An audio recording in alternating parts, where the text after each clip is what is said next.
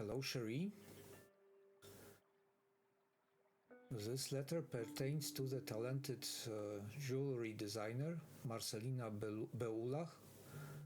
Marcelina Beulach, I had the pleasure of meeting her at the Jewelry Expo in Warsaw a few weeks back, where an idea sparked to propose a discussion with you regarding the jewelry business. I believe she could serve as an excellent mentor for you, and perhaps there's potential for collaboration between you. I firmly believe that successful businesses thrive on teamwork rather than individual efforts alone. Marcelina has shown openness to such connections, and we've been connected on Facebook. Her designs are truly exquisite, and she invests significant time in exhibitions, which are highly sought after services for social events. She's a Polish-American citizen, and she speaks native US English. I will find you the link to her Facebook page in the notes to this video. I also have an exciting suggestion for you regarding photography, a new one. In the past, your family, friends, or perhaps their parents were enthusiasts of analog photography. For them, these items that they used may now seem redundant, merely taking up space. With the advent of digital cameras, these old lenses become incompatible, rendering them seemingly obsolete. However, there's a fascinating feature in your new camera, feature called focus peaking, and it's available in many modern cameras. When activated, it displays green or yellow dots to indicate which areas are currently in focus. This is particularly useful when using universal M42 thread mount lenses. M42 was used universally in the past.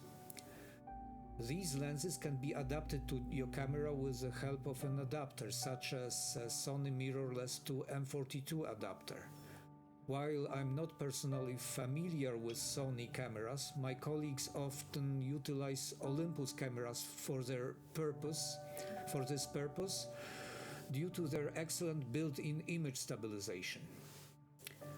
I encourage you to inquire with your family about any old lenses they may have, especially those with fixed zoom and wide apertures. Allow me to share examples of what I have rescued from being discarded as useless. So it's Carl. One moment. Oh, one moment. Why is it not focusing? This way. So it's Pentagon Carl Zeiss Sienna Optics 200 millimeters aperture 4 lens, manufactured in the communist East Germany. So imagine how small it is. It is also including the shroud in the front. If you disassemble it, it will be even shorter. And the other one is a Soviet Union made a Jupiter 11 135 millimeter aperture 4 lens from Russia. They are very, very bright.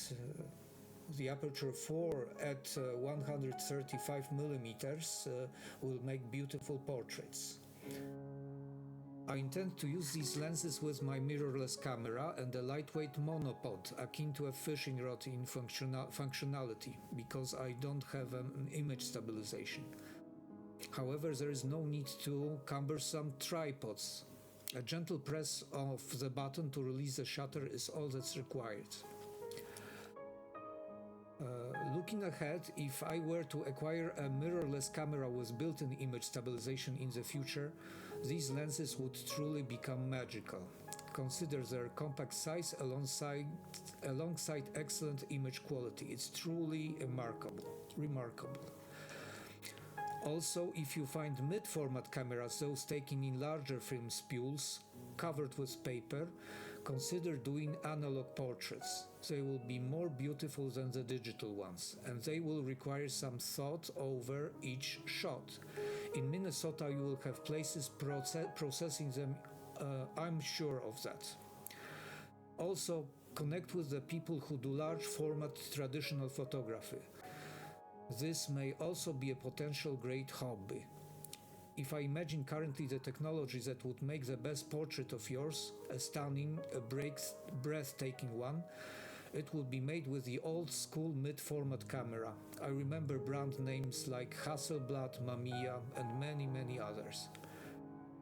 Regarding how low apertures can be, there's an article on the lens that has 0.35 aperture.